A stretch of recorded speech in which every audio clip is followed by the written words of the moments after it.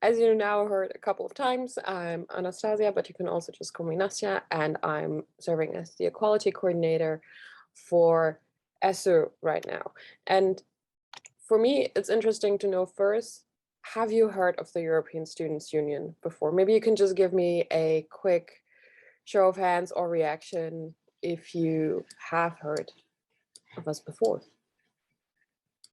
So I would say those are not a lot of people, if I saw that correctly.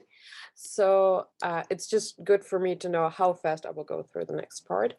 And just generally the guide for today or the next 10 to 15 minutes is what is ESU and what do we do? Some of our advocacy examples and the benefit of student participation. So ESU was originally founded as the West European Student Information Bureau in 1982. And now we're called the European Students' Union. So we've been through a name change, and we're an umbrella organization of 45 national unions of students from 40 different countries. And all in all, we represent almost 20 million students in Europe. And the mission is to represent, defend, and strengthen students' educational, democratic, political, and social rights.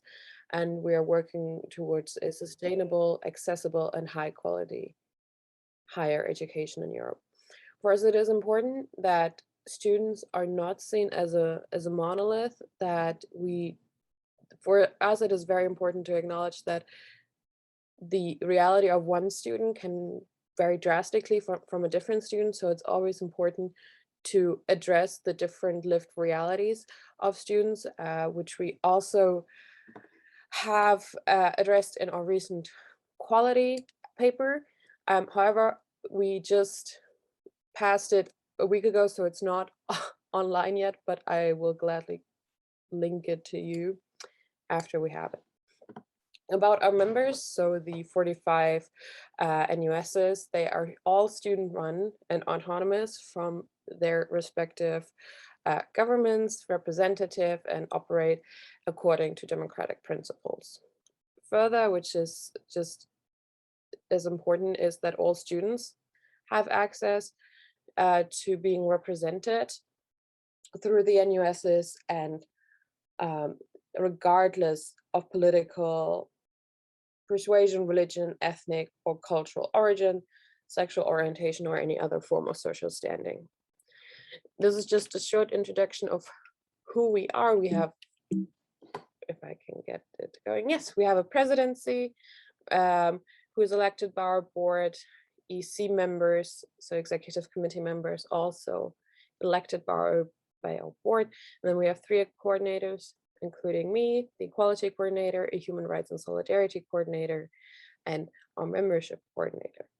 We are selected by our presidency and DC members, and then we are supported by our very lovely secretariat who help us manage the projects and communication side. Right.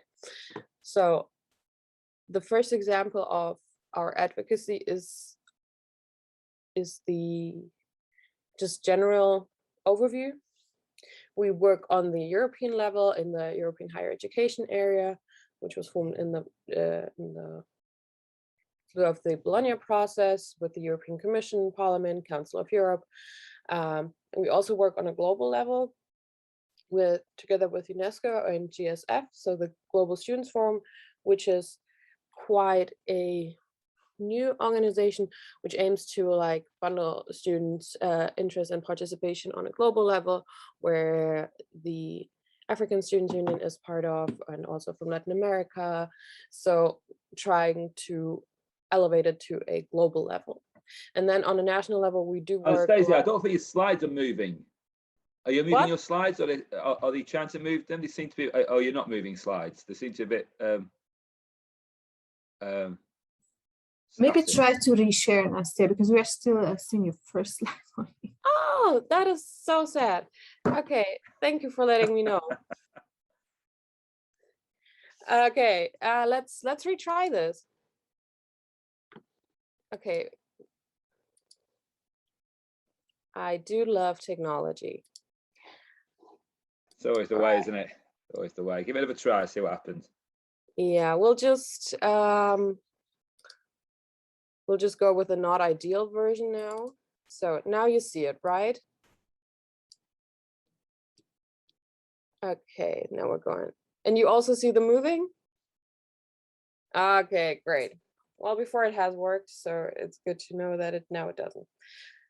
I showed you this slide with our information, just a little background, and the lovely people that work in ESU, so our coordinators, and now we were at the advocacy and representation. I went through the European level, the global level, and now we were at the national level, higher education ministries, rectors conferences, NUSs, and national equality assurances. And the national level does overlap with the institutional level, where we work with the Senate, councils, board, and other administrations, as well as our local student unions. And we do just generally support the local and national unions, also by providing our structures and our reach. For example, whenever there's something happening in a country that needs to be public pressure or anything, or just general awareness for what is going on in that country, we do try to support our local and national students unions and give them like our platform to advocate for their rights. So this is also very important for us, that our structures are not just for the European level, but also for supporting local unions. Right.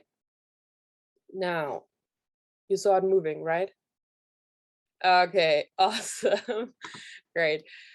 Now, one of our examples, and probably one of our most successful examples in ESU, because what you have to remember, ESU is an international organization. All right, so we do work a little differently than a local students union, and ESU is one of the consultative members of the Bologna follow-up group.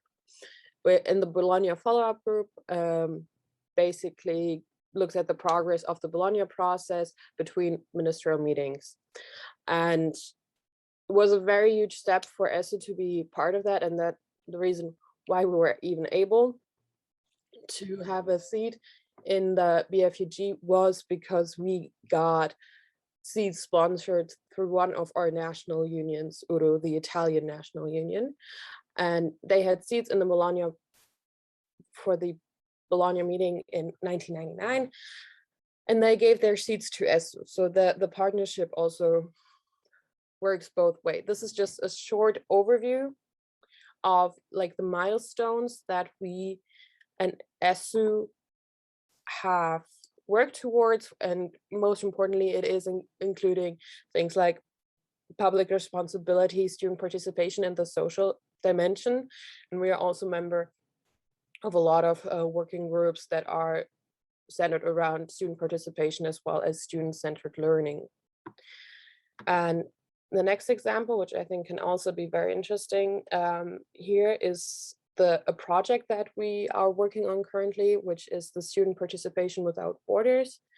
And the objective of this is to increase student participation and lay foundations of a European network focusing on the development of new practices to promote student participation. And this is aimed at students, student leaders, and also to students from underrepresented and disadvantaged backgrounds, as well as university managers. So you see, it's always just important to recognize that students come on all shapes and sizes, basically. And a lot of times the underrepresented and disadvantaged students get left behind in a lot of policies. So it's important to emphasize that they are also part of students and that students are not a monolith. These are partners of the project. And last year, we published an innovative guide for student participation, and just a key part of it is the ladder of participation, basically. And I don't know how familiar you are with it, but just briefly, it shows the different steps that we can take in participation. So it starts at the bottom basically with student manipulation, where students don't really have a saying. Then students are used as decoration, which is then moved towards tokenism. So you might have students in decision-making bodies, but the power they effectively hold is non-existent.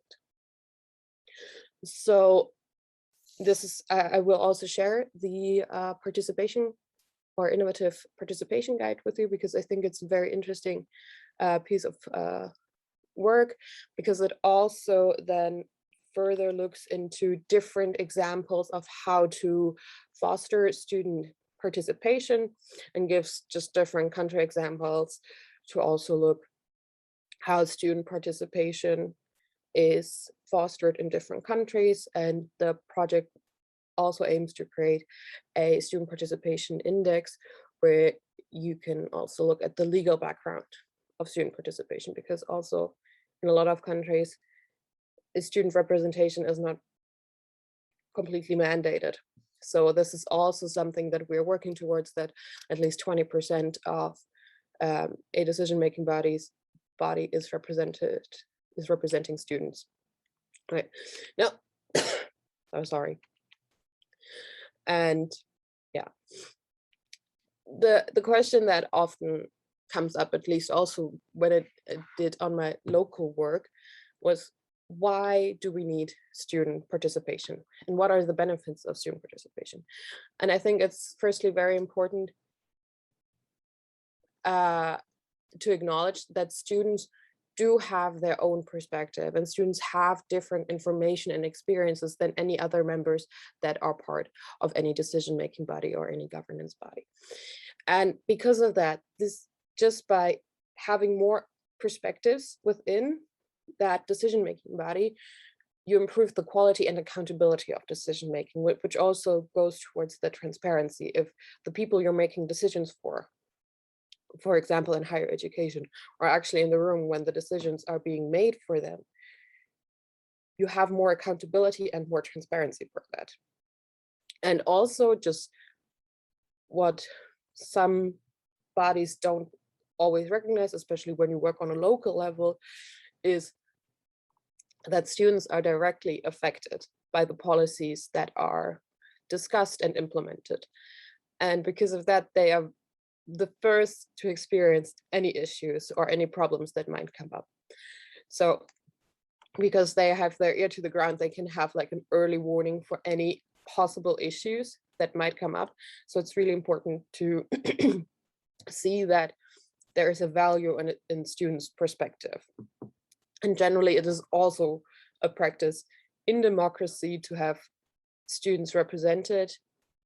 And generally, it also, for the individuals that participate in student government or something like that, it also fosters academic and personal development. And what we just found in our work on a national, local, or international level, the most important thing, and I think Katie had also mentioned it briefly, or had mentioned it in her presentation, is what is the motivation of your partner. And it's just what is important for a dialogue partner, but because depending on what is important for the partner you're currently dealing with, that's what you got to present them in a way. Because in a lot of cases, which is kind of unfortunate, though we do know that some universities try to foster or higher education institutions try to foster student participation, students are still not always seen as collaborators and more seen as an enemy or a saboteur of some sort. So it's just, this is something we're still working towards, also more on a local level, that students are seen really as partners and collaborators. And then we can see, okay, what is important for the dean of my university? Is it that we foster academic and personal development, or is it avoiding possible issues? And depending on what is most important for the person I'm currently talking to, or the people I'm talking to, this is the framework of the arguments we're going to make. though the general core of the arguments will never change. It's just the question of how do we work within the narrative and framework of the person that has more decision-making power than we do currently. And I will provide you with a couple of links as I have been asked to do. I just didn't put them in the presentation. And thank you very much for allowing my scrolling to fail for a bit. And now I'm happy to answer any of your questions.